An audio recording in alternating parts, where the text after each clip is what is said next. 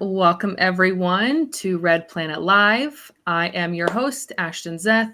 I am elated to be hosting the Mars Society's podcast and leading the conversation about human exploration of the universe and the future settlement of Mars. As a longtime space enthusiast, I am passionate about STEM education and making humanity an interplanetary species. So thank you, everybody, for joining us today and supporting Red Planet Live by participating in our conversation.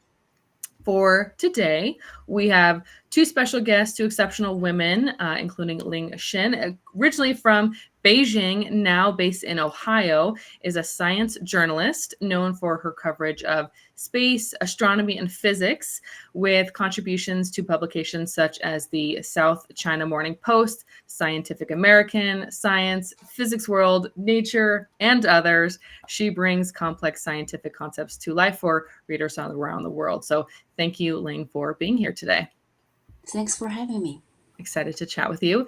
And our second guest is astrophysicist and planetary scientist Laura Forczyk, who is the owner of space analysis consulting firm Analytical and author of 2 books, and is a career coach who helps individuals achieve their dream jobs in space. Laura has worked with NASA-related research and the international space industry for over 15 years. Plus, she's an experienced space analyst, previously featured on various publications and different shows, including CNN, Bloomberg, New York Times, many others. So again, two exceptional women, excited to be chatting with you both. So thank you for joining today. Happy to be here. Excellent. Well, as always, going to start the conversation with just a couple Mars Society announcements. The first is that our 2024 International Mars Society Convention is taking place this August, Thursday the 8th through Sunday, August 11th at the University of Washington campus in Seattle.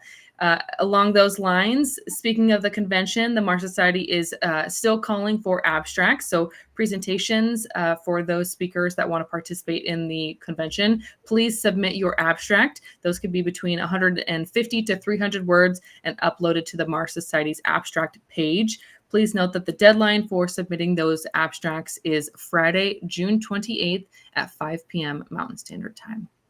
We would love to see those. We're very excited for the Mars Society Convention this year. So please get those turned in, and we hope to see you there in Seattle. So we're going to kick off the conversation. We're diving right in. We've got an hour, and I want to get through as many questions as possible. I know we've got a couple already in the works from our audience members, so we're going to sprinkle those throughout. But on the podcast, I do a segment called Question of the Day. This is just meant to be an icebreaker. No right or wrong answer, I promise. It's easy. It's just your opinion, just so we can kick off the conversation. So today's question of the day, because you are both writers, authors, you're well equipped in the space industry and in media and communications, I thought this would be a good way to start our conversation. So the question is, what is your favorite space-related book or publication, and why? I'll give you a second.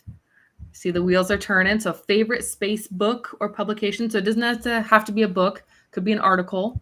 But what is your favorite space-related book? Let's see. Laura, do you have an answer off the top of your head? I'm thinking sci-fi because I read, science fact all day. But then when I want to relax and think about the future and think about the possibilities, it's science fiction. So that's what I gravitate towards. And I'm currently rereading my favorite series ever, which is Dune. I've been in love with that series since I was a teenager. And I restarted, I'm rereading the whole series starting from when the latest movie came out. So I'm on book 5 right now.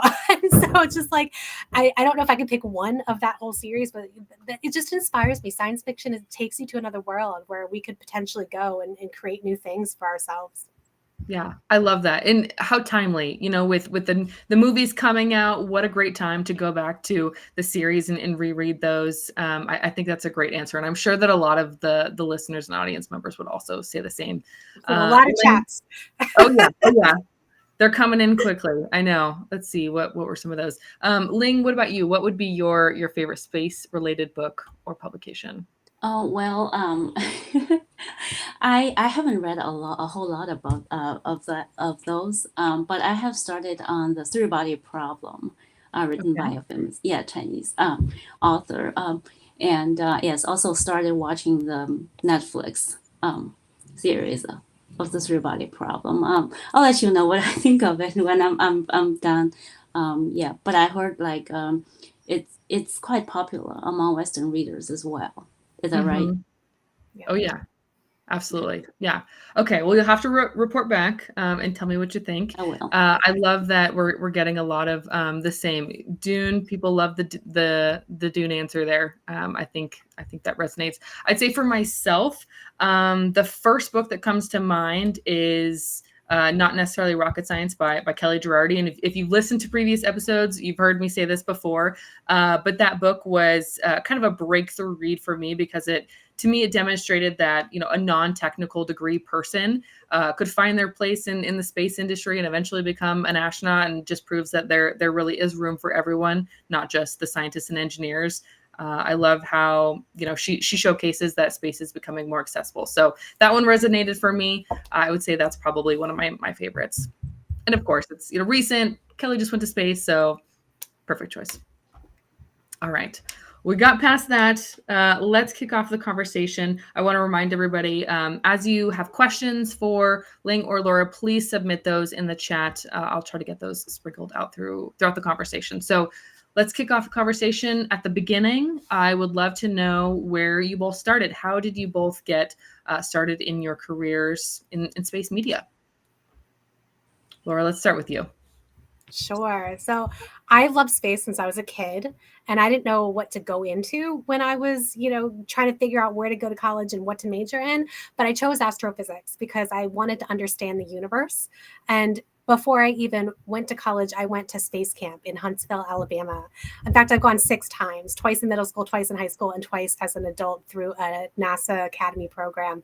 And it just inspired me to want to go farther than humanity's ever gone before. I grew up watching Star Trek with my parents, so just back to the science fiction inspiration, right? Yeah. So that all that combined together brought me to major in astrophysics. And from there, it was just like an obvious thing. I wanted to continue on, but it wasn't until graduate school that I realized that I could also work in the space industry, because I thought NASA was like my only choice, right? Mm-hmm. But then I realized as I got more and more involved and read more and just talked to more people, that there's a vast world out there of things you can get involved in. And so it really showed me that, yes, NASA's awesome. And I had NASA internships and I worked at NASA as a graduate student, but there's just so much out there. And so that's how I got my start, was just trying to, one step at a time, figure out where I belonged. I love that.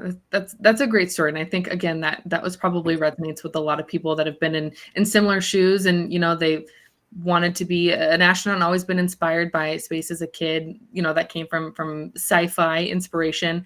And, maybe they're still looking to find their way into the space industry.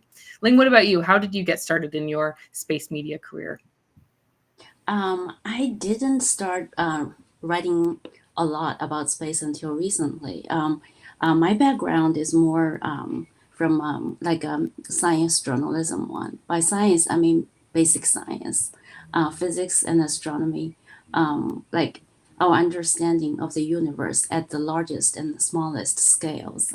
Yeah, I for the most part of my career, I was working for the Chinese Academy of Sciences, which is actually the largest research organization in the world. And I was mostly writing about physics, astronomy, and space missions. So the space missions in China is very different from the space missions here in the States. Of course, we are a latecomer to space science, but also we didn't have very I just say like a mature system to plan and select these space missions.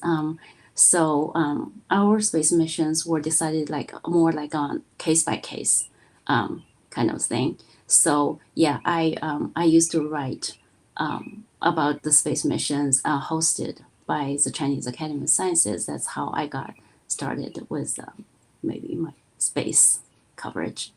Yeah. Okay. And so now you're writing for South China Morning Post. How long have you been there? How long have you been writing with them? About 2 to 3 years. But now I'm also writing about, like all these new missions that China has been carrying out. including the most recent one, the Moon Farsight Sample Return Mission, for publications like Nature and stuff. Yeah. Okay. So I heard you say moon, and that is a perfect segue. That was going to be one of my first questions. So let's focus on the moon for a moment. And Laura, I know I read in your bio that you have a dream of dancing on the moon. So that I thought that was so funny. So let's focus on the moon for a moment.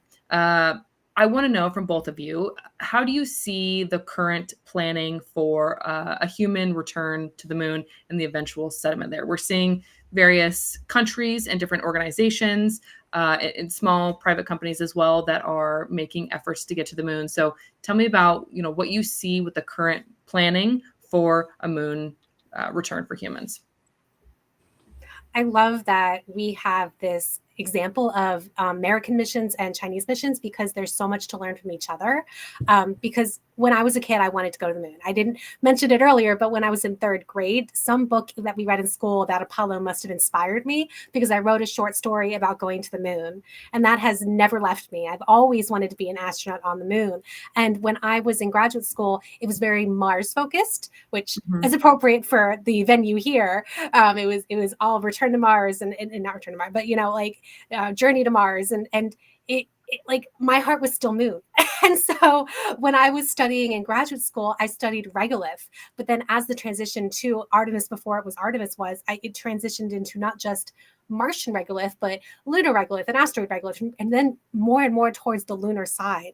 And finally, Artemis came into form. And it's like, yes, what I've been waiting for my entire career is here. However, we being Americans, we debate things endlessly and we compromise. And somebody in the chat has indicated that China's doing copycat missions, and I completely disagree. I think that the way that China's organized, because it's not so debated, there's less compromise, and they're able to go straight forward. So the Chang'e missions are just incredibly impressive. So like they've got the sample return, which we've never done. So I'm looking forward to not like an Apollo Part 2, but more like, how do we get there to stay? How do we get to the moon to actually create a lunar base? And the way that Artemis is currently structured, it's not focused on that. And I wish it was. Like, that's the one thing that I am currently like, what are we doing? We are focusing on these short-term missions. We are focusing on Gateway, which is a space station in orbit, but we're not focused on long-term surface habitation. And that's what we should be focused on, especially if we do want to learn how to live on Mars. And so if we do have that belief that we are going to the moon to learn about the moon, but also to learn how to live on other planetary bodies like Mars, then we really need to be learning how to create the long-term sustainability on the surface of the planetary body. And so I have this love-hate relationship with the way that currently I love Artemis, but I wish it was structured a little bit differently, but it is the consequence of our political system right now and how we have to compromise things. Yeah, absolutely. You're spot on there. Let's see, Ling, is there anything you wanted to add to that point? Yeah, I think Laura brought up very, very important topic is, so do we have two camps now when it comes to going back to the moon? Should it be two camps, or should we try find a way to work together and try to take advantage of each other's skills and because it's very expensive and technically challenging to build a moon base, let's say, so yeah. Definitely. Well, we talked about China, so let's stay on that train of thought. I've got a couple questions here. So, Ling, specifically, we know that China is reportedly developing its own reusable space launch system. Where does that stand now, and is it intended for low Earth orbit, lunar orbit, or deep space? Reusable rocket. Did you say? Okay. Yes. Yeah, we're quite behind the U.S. because you have SpaceX. Yeah. As far as I know, I think the state-owned rocket developers are working on it, and also a number of private companies are also working on reusable rocket. But the best they have done so far are some like hop tests, the so-called vertical launch, vertical landing tests. yeah, nothing as near as to, the reusable Falcon 9 rockets. No. Yeah. Okay. We're gonna get into SpaceX, Blue Origin, but I'm curious. With writing for a Chinese publication, I'm sure that reporting for China on international audience can be quite complex due to some of the cultural, political, social nuances. How do you approach those challenges to ensure that your articles, your stories are accurate and accessible to readers worldwide? Well, yeah. Well, I think I am actually used to write to writing for the international audience, even back when I was working for the Chinese Academy of Sciences. So that part was not very challenging, but trying to explain the science and or technical details is hard. And one way to do it is for me, because I have no background. I was not trained as a scientist, not like Laura, you know. So yeah, one way is to invite for comments for expert opinions as much as I can. Mhm. Yeah. Do you find that there's like a difficulty or there is a contrast when writing for Chinese audience versus American audiences or the rest of the world? Yeah, I think American audiences are very smart. Yeah. So yeah, um, um, yeah, there are also cultural differences when you write for the Chinese audience. Mhm. Um, yeah, I'm sure that there is a little bit of that contrast. So speaking of contrast, we've talked a little bit about Artemis, NASA. So we've got government programs, country program. Let's talk a little bit about the private sector.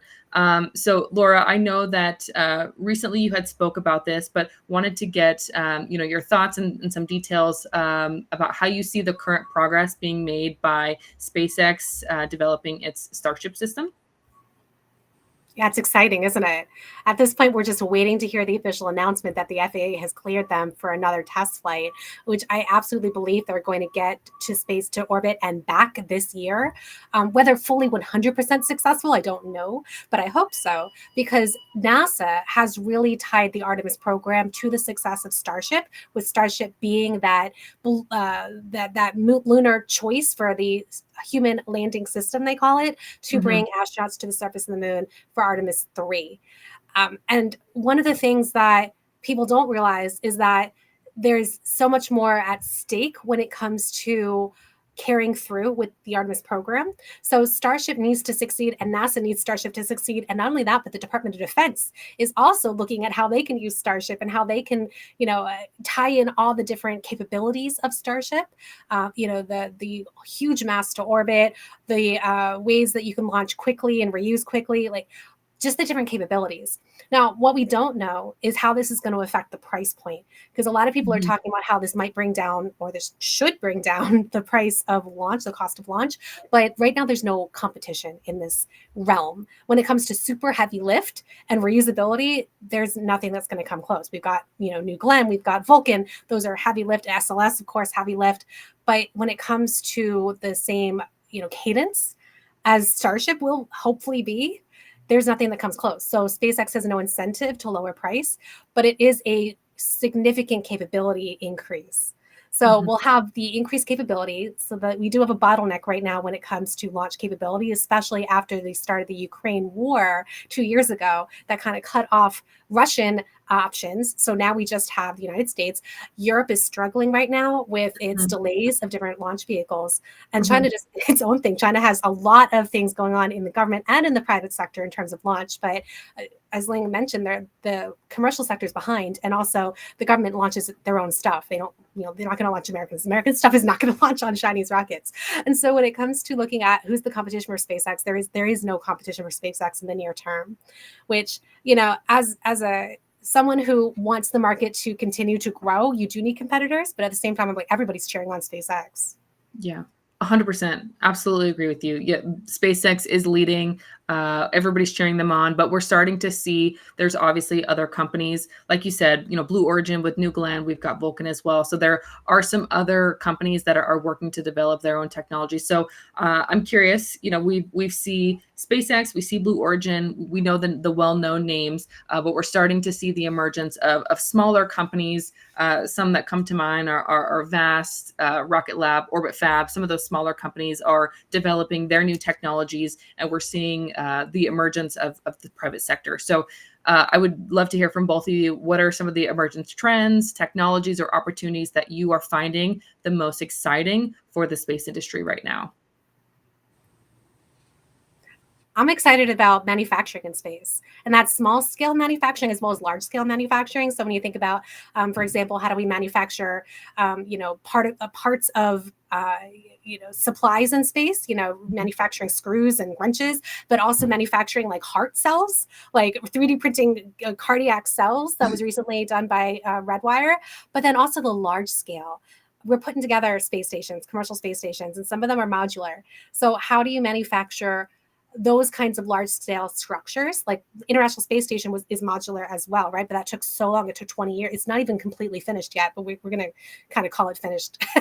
And so how do you manufacture large scale, but more efficiently? And then how do you recycle the materials instead of leaving it up there in a junkyard orbit or burning it up in the atmosphere? How do you then take that metal or take that structure and recycle it or repurpose it? So all of that is just really exciting to me because it gets us off planet and learning how to live and work truly in space on a wide scale, more than we've done in the past. Absolutely, 100%. I agree with you there. That's a very exciting part of the industry right now. Ling, what do you think? Anything else that you're excited by in terms of technology or trends? What's most exciting to you?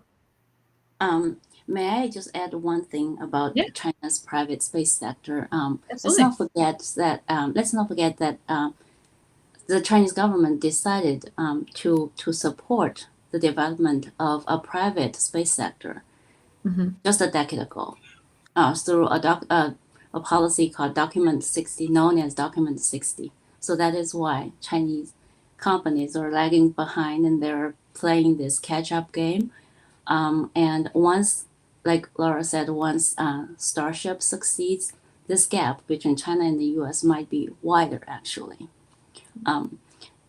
Okay, and then let's get back to your question. What am I most excited about? Something similar to Laura, for example, the Chang'e 8 mission China is planning to send to the moon's south pole in 2028. It will include, like trying to 3D print the moon rock.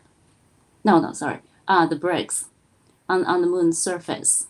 Yes, using technologies now being developed by a university in Wuhan, and probably their collaborators from other parts of China as well. So that will be exciting. That will be a part of the so-called basic version of the space, the moon base to be built by China, Russia, and their international partners by 2035. Yeah. And to your point, like you said, it's been a decade is what you mentioned. Look how far only in a decade they have come with their technology. So it's something to be commended. It's a lot of great work, and we're excited to see what comes out of China as well. Laura, something that you said was making me think about the International Space Station, and I believe we just got a question about this as well. So perfect timing. So we've heard from NASA that the ISS is going to be decommissioned. Right now, the plan, as far as I know, please keep me honest, correct me if I'm wrong, is that it will be eventually disassembled, and then pieces of it are going to fall back to Earth, potentially burn up on reentry, but some of it's going to land in the Pacific Ocean. What are your thoughts about that? And this brings up the question from the audience. So you got a two-part here. Is there a way to extend the ISS to include other countries? I heard it was going to be scrapped. And this is from Nerd Warrior 0956. Yeah, it's a good question. And my heart is with the International Space Station because my first full-time job was facilitating research on the ISS through ISS National Laboratory. And so I am going to be so sad to see the ISS go. It is approximately 25 years old if you count the time the first module was launched. So it is getting up there. There were ideas, plans, concepts of boosting it to a higher orbit to keep it going as a museum or just reusing parts of it. And I don't know about the extending it to other countries. Right now, I think there's 17 countries involved. Someone can correct me if I'm wrong. It's it's not just the United States. There's the United States, Russia, Canada, European Space Agency with multiple countries, Korea. Like there's just multiple countries already involved. And I don't know if anyone's going to join the partnership when it's in the later stage of its life, right? Because 2030 is when NASA anticipates having a deorbit vehicle, which is currently, they're currently evaluating proposals. They expect to select a proposal in June for someone to build an extraordinarily expensive vehicle to deorbit the International Space Station safely, because you do not want something that large to be unsafely, uncontrolled, deorbited. That would mean that it could go over a population, and you don't want that because it's not going to burn up in the atmosphere completely. It's too big. So what they're going to do is position it over the Pacific Ocean. There's a point in the Pacific Ocean that's farthest from any other land source, and that's where we actually put all of our large satellites. It's a little graveyard in the ocean, which I honestly don't think is the best thing to do when it comes to all of this, but it's where we are right now in our current technology and our current politics. And there has been talk and there has been questions about, can NASA do anything else with it? And NASA kind of punts that back and says it would take too much expense and too many boosts to boost it up to a higher orbit to keep it. And then what do you do once you keep it? Because it's not just the United States that makes that decision. It's a collaboration. There's no way to separate it from Russia, which is why you have not seen it separated from Russia in the past 2 years, since tensions have been so high once they invaded Ukraine. So there's absolutely no way to make a decision without Russian involvement. Right now, all international partners except Russia have extended ISS lifetime to 2030. Russia has not, because it's every 4 years for them. And so they've extended it to 2028 with the expectation that they're going to continue to extend it past 2028. So if you want to keep it, you need collaboration, not just from the United States government, and I mean Congress, as well as the administration, the White House, but you also need collaboration from Russia, from the European Space Station, from Canada, from all the other players. Japan, I forgot Japan. I forget Japan. They're a major player. Like, there's just too much involved, I think. So I'm going to be extremely sad to see it go. But at the same time, NASA does want to free up that expense. And instead, they're going to be relying on commercial space stations. Axiom Station is going to attach itself to ISS and then detach before ISS is deorbited. So they should be the first private commercial space station, unless somebody like VAST, which is a much smaller space station, can go first. There's also ones by Blue Origin. There's what's called Orbital Reef, and it's a partnership with Sierra Space and a couple of others. There is one by Voyager. NanoRex is the former term, or the former company name, and now they're just going under the Voyager umbrella, and they are building the Starlab. So there's commercial space stations that NASA is funding, and then there's commercial space stations that NASA is supporting without funding. So there's just a lot going on. And when those commercial space stations are trying to raise money and trying to get customers, there's two things going on. They want the investors and then they want the customers. You can't have competition with government there. So the commercial companies are saying, you need to deorbit ISS when you say you're going to deorbit it, or else we can't get the money we need to build the commercial space stations. So there's just, it's so complex. And you did such a great job right there of summarizing everything that's happening. No, I completely agree. And I'm also kind of bummed to see it go. I had a previous conversation with Rick Tomlinson. We had talked about different options, and he was a big proponent of the up orbit. Let's leave it there. Let's make it a museum. I would love to see, pieces of it come down so that we could at least get to experience it. I don't know how they would make that happen, but if there was a possibility that it could be taken down in pieces, returned to Earth. I don't know if it goes on a country to country tour so that different people get to see it, but it would be pretty cool if, the rest of us got an opportunity to experience it. So bummed to see it go as well. But maybe sometime. Well, let's see. We were talking about some of the different organizations, different companies that are involved in building potential new space stations. I'm curious, where do we see things stand in regard to Boeing's Starliner program? Is it supposed to have a crewed mission in the near future? Yeah, the news of tonight, as of tonight, is that it's been delayed to some unknown date that NASA's not telling us yet. Unfortunately. So what we're seeing is that we're coming up on the 4-year anniversary of the first crewed launch of Crew Dragon. So Boeing is now 4 years behind where SpaceX was. And when the two awards happened back in 2014, NASA anticipated that Boeing and SpaceX would be operational by 2017. And neither were. So SpaceX obviously got there first in 2020. And now we're just seeing Boeing continue to delay. And they've had so many problems. And it's a shame because you want that dissimilar redundancy, especially with the tensions with Russia. You don't want to necessarily rely on Soyuz. You want that to American vehicle availability so that you can have just in case something goes wrong with a Dragon's Falcon 9 has been so successful, Dragon's been so successful, but just in case you want something else, you want a Starliner or something. It's not going to be Orion was originally going to be able to go to space station, but then the concept changed, so you need to have something else. I'm actually curious, Ling, how does China view this with its Tiangong space station? Do they have dissimilar crew vehicles, or are they relying on one? I think the government actually released a call to the private sector to develop like at least cargo. I think like uncrewed missions to the Tiangong space station. But I think the first batch selected were mostly like still state-owned and companies, not like a private company in the true sense. But they're working on it, I think. Yeah. Ling, speaking of that, I know that China has launched a space telescope last year to study the sun. Can you talk about how that mission is going? And does Beijing have plans for additional astronomical observatories like Hubble or James?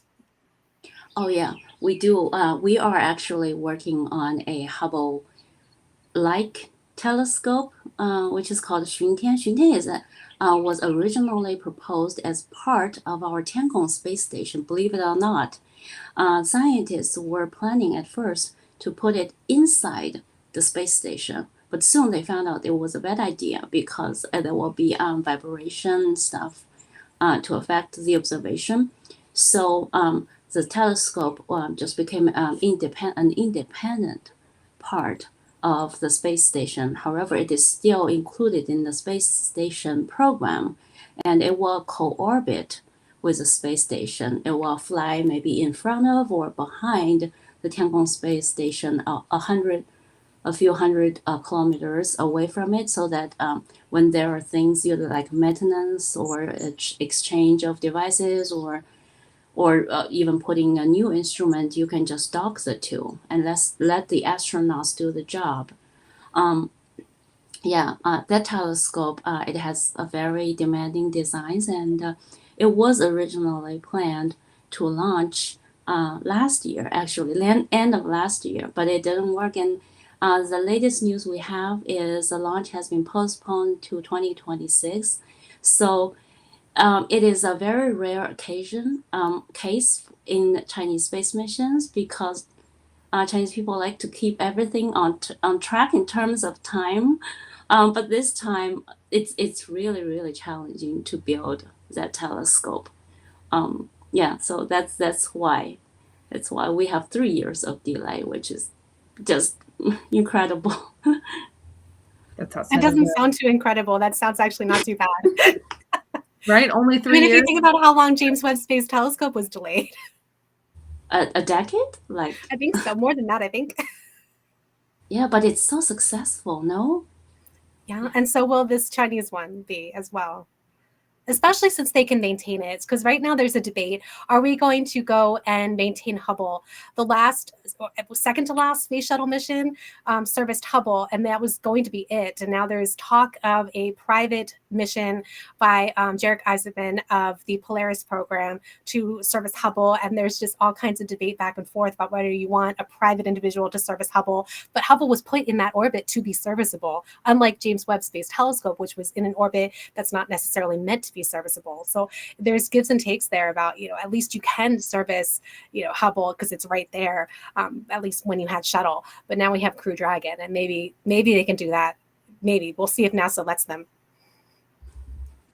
Well, speaking of Jarek Eisenman, Laura, can you give us kind of an update on the Polaris mission? What's going on with that? I know that the crew was just on a media mission. I think I saw them on like Good Morning America or something. It was on while I was at the gym the other day, so I couldn't watch it. But tell us, what's the update on that? Yeah, if you remember, was it 2 years ago that Inspiration 4 launched? Gosh, how long has it been?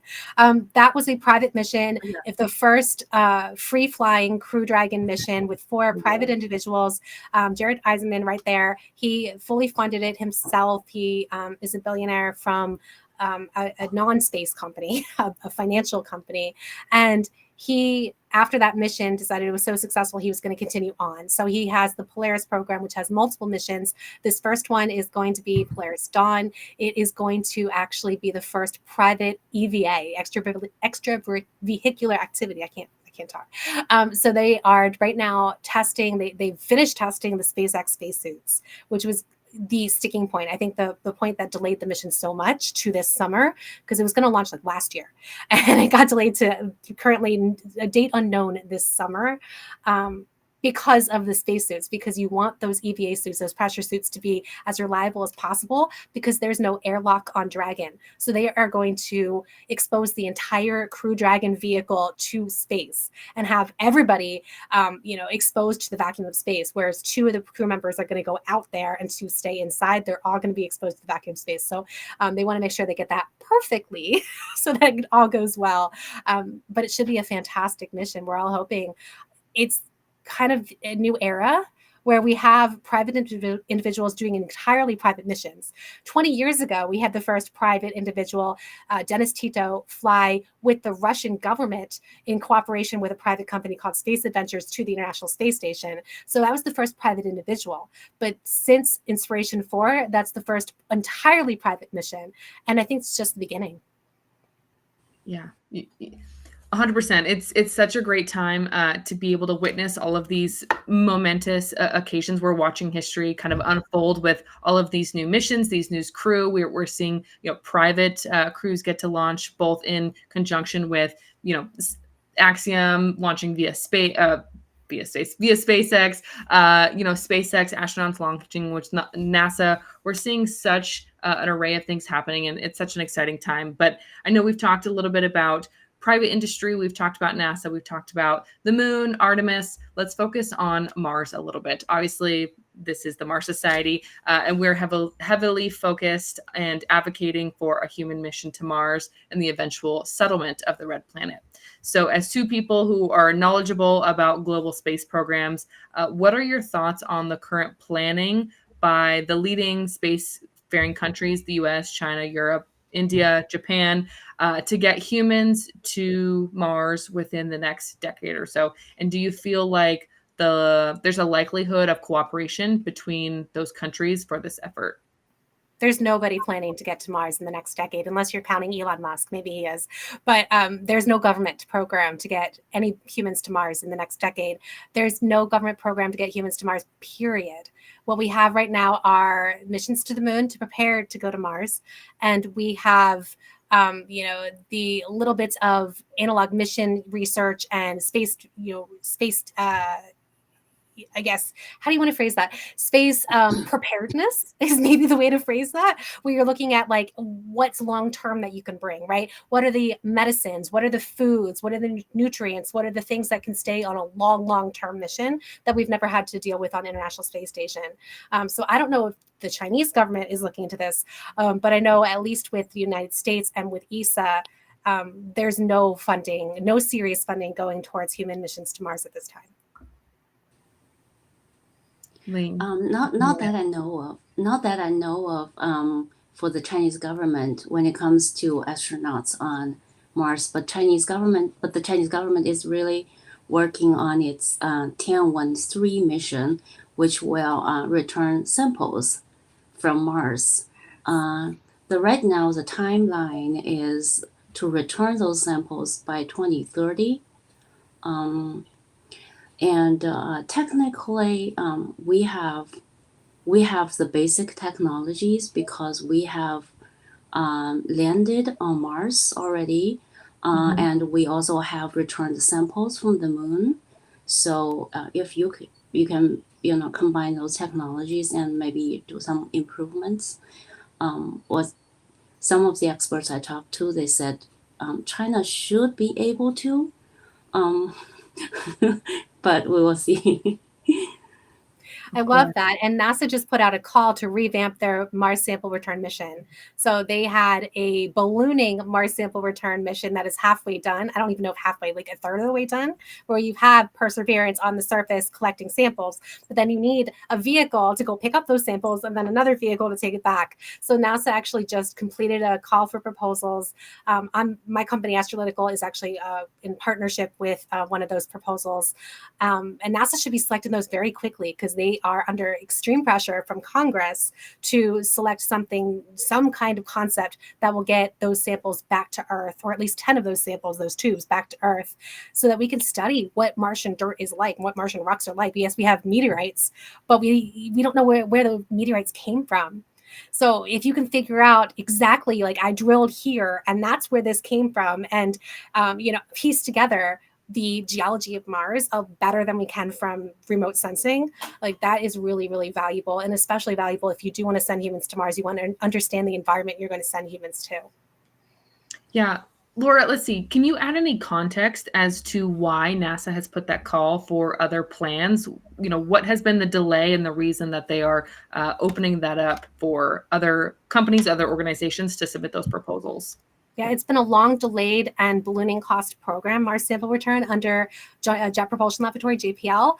And so last year, at the end of last year and early this year, you saw JPL pausing funding, or NASA pausing funding, JPL pausing funding, and laying off a significant number of people. And there was an independent review board that assessed that the cost is going to go as high as $11 billion for Mars sample return. And Bill Nelson, who is the NASA administrator, simply said, we can't spend that money. We don't have that money to spend. We can't spend that kind of money. We can't wait this long, because it was also delayed to 2040, I believe it would be, when we get those samples back. So NASA's currently evaluating all options, and I mean all options, all physically relevant, capable options that can use existing technology to get those samples back, or at least, like I said, at least 10 of those samples back, so that we can have the in situ material, but here back on Earth, we've got laboratories here on Earth. Now, the debate also is, should we be sending lots of little missions to Mars instead of relying on one gigantic mission that could fail? And I see it both ways. But I am now biased because my company's on a proposal for Mars sample return. But prior to that, I do see the advantage of sending little missions to Mars to study the in situ types of, laboratory equipment that we can send on a rover or on a helicopter and that kind of thing. And it's really just not only to understand the science of the planet, but also to prepare us as we want to go live on Mars, or at least touch down on the surface of Mars and see what we see. We want to understand as much as possible before we send humans. We had last year at the Mars Society convention, we had Tiffany Morgan, Deputy Director for the Mars Exploration Program, and she was talking at the convention about the Mars sample return. We're hoping that maybe we'll see her this year again and get an update on what's happening behind the scenes. Why is that budget so high, and what is the plan moving forward? And maybe by that point there will be an update on the selection process via those proposals that they've requested. So hoping to have more at the convention this year. But I see we have a question, and this is relevant to our conversation right now. So the question is from Mike, and it says, what do you believe is the most important aspect of using the moon for going to Mars? We don't know anything about living in partial gravity. And that is something that I'm super curious about. as a scientist, I'm a physics scientist, not a life scientist, but like we just don't have that data. And we need to understand, is it possible to live long term without the detriments of microgravity in a low reduced gravity environment where it's significantly reduced on the moon compared to Mars, but it still should give us really good data to understand, can we live really long term without the significant bone loss, without the changes in your brain, without the changes in your eyes, without all these other problems that we experience in long term microgravity. And by long term, we've only been on in microgravity a little bit more than a year. Right now, Russian has the world record. It's just a little bit over a year living in microgravity. So if you want to live on Mars, for example, longer than a year, you need to understand, is Martian gravity going to be good enough? And if not, how do we mitigate against it? Because you have limited room and limited mass to bring, medications or exercise equipment or anything else that you might need to mitigate against those kinds of effects. I hear you. Speaking of that, we've got another question from Nerd Warrior, which I love Nerd Warrior's name here. I want to make sure that I'm getting to those questions. The question is, have there been any aircraft leaks that necessitated an evacuation on any spacecraft? I don't know the answer to this one. No, but we have had a Soviet crew die from suffocation in space. I don't know those details. It was quite some decades ago. Ling, I don't know if you know those details either, but those are the only cases of astronauts or cosmonauts dying in space with suffocation. Asphyxiation, I guess that's the term. Yeah. Okay. Well, thank you. That's one I wasn't familiar with. So thanks, Laura, for some context there. A couple other questions that I have. I know we're going to get a few more audience questions here, but I wanted to make sure that, here we go. Eric Christoph asks, on the Mars sample return, what were the biggest subsystem cost drivers and what existing elements could be adapted? That's a good one. I don't know. I'm not enough of an expert. I don't even know if JPL has released those figures. I would doubt that they have. But you're going to see, at least here in the United States, the way that it works is you want to funnel as much money as possible to certain geographic locations, JPL being one of them. And JPL at the time had no incentive to bring down the cost. So I don't know the details. I'm sorry. Excellent. Okay, we're going to have to come back to that one. Eric, when we get an answer on that, maybe when we have an opportunity to speak with Tiffany Morgan again, we'll have some more context there. But with both of you being writers, authors, media, communications, I thought this would be relevant, and I wanted to know more from your perspective.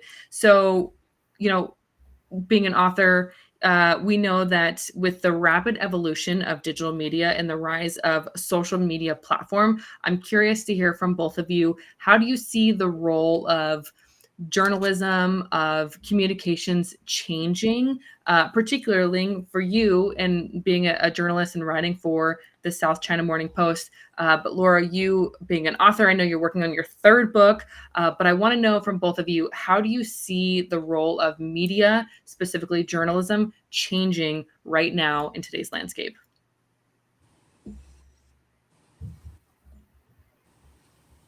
Ling, you want to take that one first?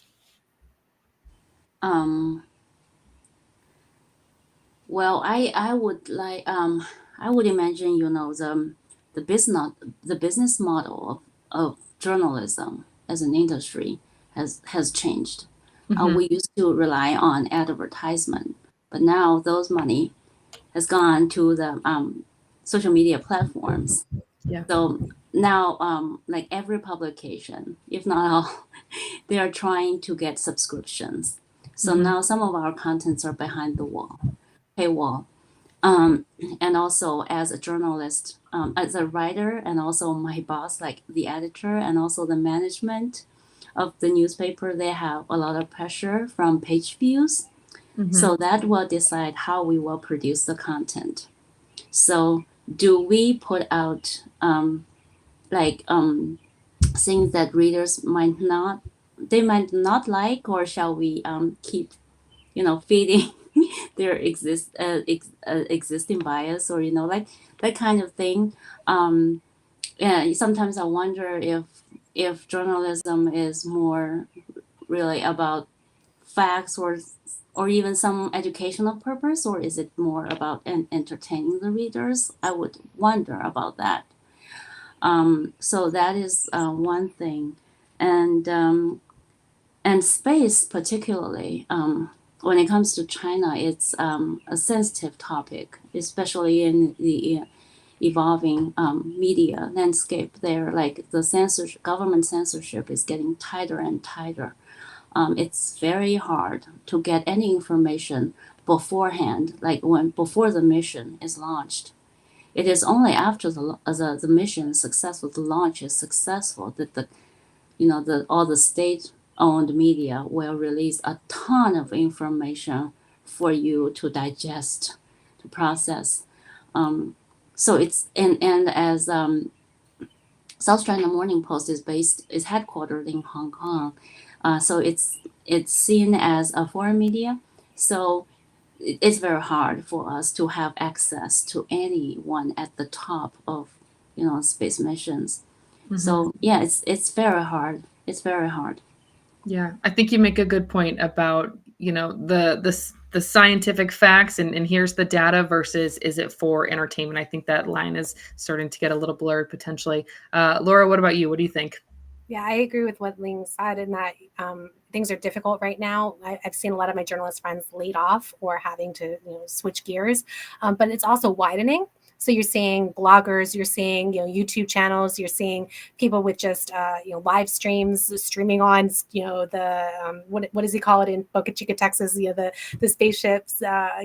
Just people who are outsiders, who aren't formally employed by a media company, who are creating for themselves a career in journalism. In fact, one of my career coaching clients, she actually started out as a blogger and then now is employed by a newspaper as a space journalist. And so you're seeing that widen as more and more people can get more involved and can get their story out there. It might not be for money or it might be for little money, but at least it's not something that's so limited anymore. And I find that exciting, but at the same time, I feel Ling's frustration that things are so tight right now with the actual business of journalism that it causes journalists to suffer because then a lot of these companies are bought up by bigger companies that tend to have an agenda or tend to lay off a lot of its employees, a lot of its journalists, and restructure the whole thing. But one thing that we can say is that things are changing within space in particular when it comes to human spaceflight that is non-governmental. And that'll be interesting to see how that changes because we have these private missions like Inspiration 4 or the Virgin Galactic flights or the Blue Origin flights that are not required by any stretch to report anything that's going on because they're private missions, right? They're not taxpayer funded government missions. And so I think we're going to see a lot more secrecy when it comes to those private missions. Just like if you were to take your luxury vacation, do you want the details of your luxury vacation broadcast to the world or put out in a press release? Even the transcripts or the manifests of who's flying, as we increase the number of private astronauts, we might see that some of these names are not going to be made available to the public because it's going to be changing the way that we view spaceflight. It's going to be much more of a private endeavor and less of a transparent government endeavor. That's a good call out. And that's a good point. I like that you made that point. Well, a couple of those along the lines of government versus private policy. I see we have a question here from Andrew, and he asked, how can we inspire the public and lobby government to get us to Mars? Good question for both of you. If you are a U.S. citizen, you can contact your elected representatives or anybody who is an elected representative that's not even your elected representative and tell them to fund space, tell them to fund missions to Mars, and tell them why. So you can call them, write to them, visit them in Washington, D.C., visit them in your local state government, visit them anywhere, and just let your opinion be told. Anybody can do this. You can do this right now, although it's after hours, but you can do this tomorrow. Just call up your elected representatives and tell them. There you go. Perfect answer. Call up your elected representatives. Let's see, Ling, what do you think? How can we inspire the public and lobby government to get us to Mars? Well, not so many people in China are talking about, really, humans going to Mars. But certainly maybe more science fiction books, movies will help.